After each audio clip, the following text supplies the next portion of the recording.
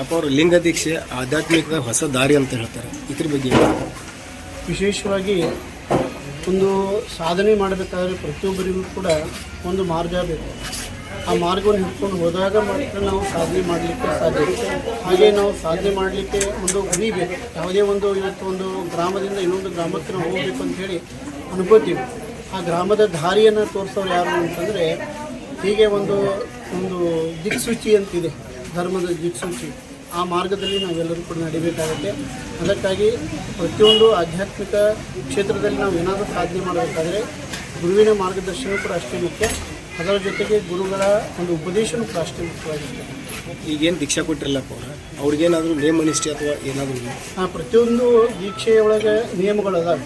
ಇವತ್ತಿನ ದಿನಗಳಲ್ಲಿ ಏನಾಗ್ಬಿಟ್ಟಿದೆ ಅಂತಂದರೆ ಕೆಲವೊಂದಿಷ್ಟು ನಿಯಮಗಳನ್ನು ನಾವು ಪಾಲಿಸಲಿಕ್ಕೆ ಆಗೋದಿಲ್ಲ ಅಂತೇಳಿ ಎಷ್ಟೋ ಜನ ದೀಕ್ಷೆಯಿಂದ ಹಿಂದುಳಿತಾ ಇದ್ದೀವಿ. ನಾವು ಲಿಂಗ ಕಟ್ಕೊಂಡ ಮೇಲೆ ಅಲ್ಲಿ ಇಲ್ಲಿ ಹೋಗಲಿಕ್ಕೆ ಆಗೋದಿಲ್ಲ, ಅದನ್ನು ಕೆಲಸ ಮಾಡಲಿಕ್ಕೆ ಆಗೋದಿಲ್ಲ ಅಂಥೇಳಿ ಕೆಲವೊಂದಿಷ್ಟು ಜನ ಅದರ ದೂರ ಉಳಿಯೋದನ್ನು ನೋಡ್ತೀವಿ.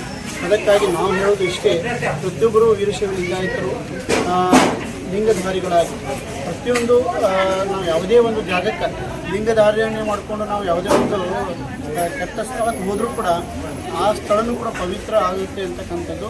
ಮತ್ತು ಲಿಂಗಧಾರಿ ಸದಾ ಶುಚಿ ಅಂತ ಹೇಳ್ತೀವಿ. ಲಿಂಗವನ್ನು ನಾವು ಯಾವಾಗಲೂ ತೊಳಲಿ ಕಟ್ಕೊಂಡ ಮೇಲೆ ನಾವು ಯಾವಾಗಲೂ ಕೂಡ ಶುಚಿಯಾಗಿರ್ತೀವಿ, ಪವಿತ್ರವಾಗಿರ್ತೀವಿ ಅನ್ನೋ ಒಂದು ನಾವು ಯಾಕೆ ಲಿಂಗ ದೀಕ್ಷೆಯನ್ನು ಪಡ್ಕೋಬೇಕು ಅನ್ನೋದಕ್ಕೆ ಉದ್ದೇಶ ಏನು ಅಂತಂದರೆ, ನಾವು ಕೆಲವೊಂದಿಷ್ಟು ದೀಕ್ಷೆ ಪಡ್ಕೊಂಡ ಮೇಲೆ ಕೆಲವೊಂದಿಷ್ಟು ಮಾಡಲಿಕ್ಕೆ ನಮ್ಮ ಹಿಂದೆ ಮುಂದೆ ವಿಚಾರ ಮಾಡ್ತೀವಿ. ಇವತ್ತು ನಾವೆಲ್ಲ ಆ ದೀಕ್ಷೆ ಪಡ್ಕೊಂಡ ಮೇಲೆ ಕೆಲವೊಂದಿಷ್ಟು ಜಾಗಕ್ಕೆ ಯಾಕೆ ನಾವು ಹೋಗೋಂಗಿಲ್ಲ ಅಂದರೆ ಕೆಟ್ಟ ಜಾಗಕ್ಕೆ ನಾವು ಹೋಗೋಂಗಿಲ್ಲ. ಯಾಕಂದರೆ ನಾವು ಲಿಂಗಧಾರಿಗಳಾಗಿತ್ತು, ನಾವು ಹೋಗಬಾರ್ದು ಅಂತಕ್ಕಂಥ ಭಾವನೆಗಳು ಬರುತ್ತೆ.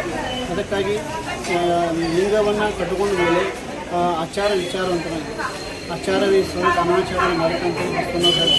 ನಾವು ಆಚಾರವಂತರಾಗಿದ್ವಿ ಅಂತಂದರೆ ಎಲ್ಲ ಒಂದು ಇಂಥ ದುಷ್ಟಚಟಗಳಿಂದಲೂ ಕೂಡ ನಾವು ಮುಕ್ತರಾಗ್ಬೋದು ಅನ್ನೋದು ಒಂದು ಪ್ರಶ್ನೆ. ಓಂ ಶಿವಾಯ ನಮಃ, ಓಂ ಶಿವಾಯ ನಮಃ, ಓಂ ಶಿವಾಯ ನಮಃ,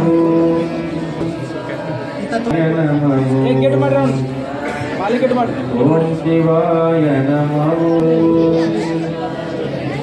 ಓಂ ಶಿವಾಯ ನಮಃ,